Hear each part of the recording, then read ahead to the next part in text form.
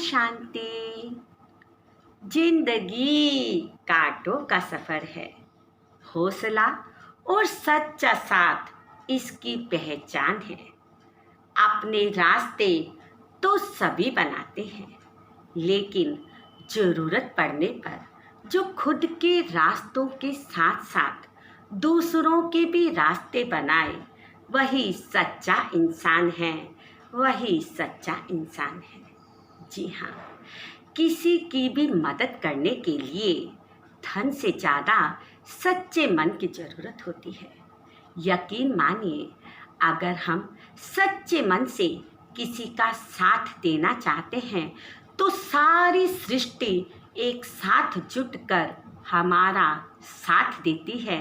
जी हाँ, हमारा साथ देती है। तो चलिए आज से ही शुरू करते हैं इन खुशियों को बटोरने की कला, क्योंकि आज तक तो खुशियों को बटोरते बटोरते उम्र ही निकल गई। लेकिन बहुत देर बाद पता चला कि खुश तो वो थे जो खुशियाँ बांट रहे थे। जी हाँ, खुशियाँ बांट रहे थे। मेरा विश्वास मानिए, अगर किसी ने भी दूसरों के दुख में दुख को साझा करने का हुनर सीख लिया तो वह व्यक्ति जीवन में कभी भी दुखी नहीं रह सकता। इसी बात पर आपसे एक कहानी साझा करना चाहती हूँ।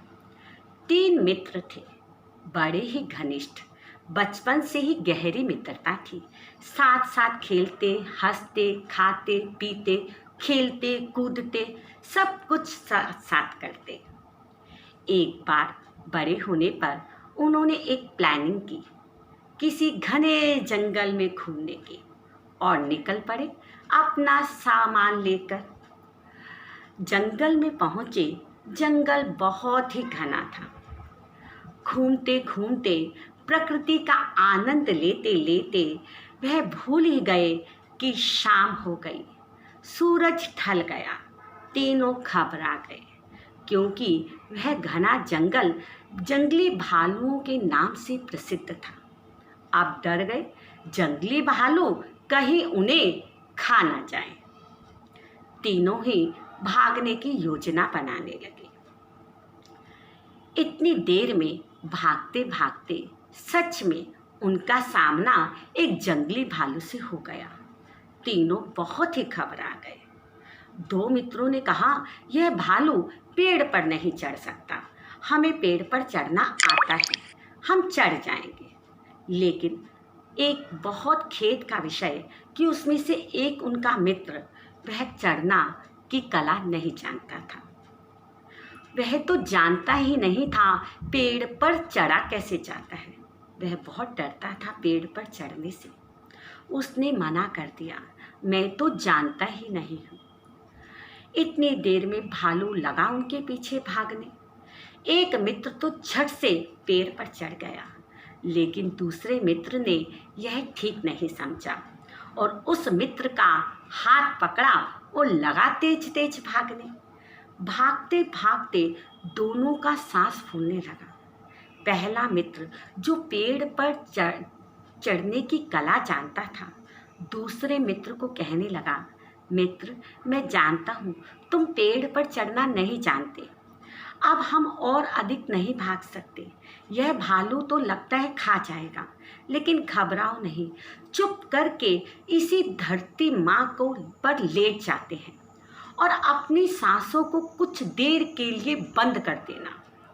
दोनों झट से लेट गए और उन्होंने अपनी सांसों को रोक लिया। ऐसा लगता था जैसे वह मृत्यु को प्राप्त हो गया। भागते भागते पीछा करते करते भालू आया, दोनों को देखा और सोचने लगा, लगता है यह मृत्यु को प्राप्त हो गए। उसने उनको सूंघा और सूंघकर वापस चला गया, क्योंकि कोई भी जानवर शवों को नहीं खाता। ऊपर पेड़ पर चढ़ा हुआ एक मित्र यह सारा दृश्य देख रहा था। दोनों जान बचाने से बच गए। आज मृत्यु उनके हाथ आ चुकी थी, लेकिन एक की समझदारी से दोनों भाग निकले। जैसे ही वह भागने लगे, तीसरा पेड़ पर चढ़ा हुआ मित्र भागते फुदकते हुए आया और कहने लगा, अरे वाह, ये बताओ तुम कैसे बच गए, और वह भालू आपके कान में क्या कह कर गया।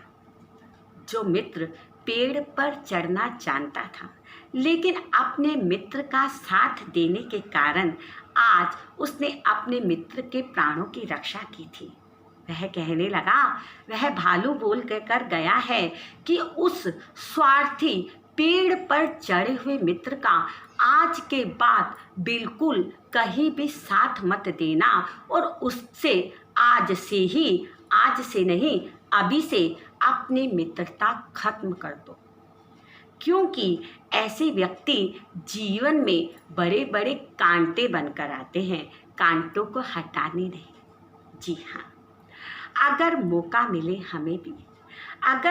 मिले हमें भी किसी की मदद करने का, तो सारथी बनना। जी हाँ जनाब, सारथी बनना, स्वार्थी नहीं।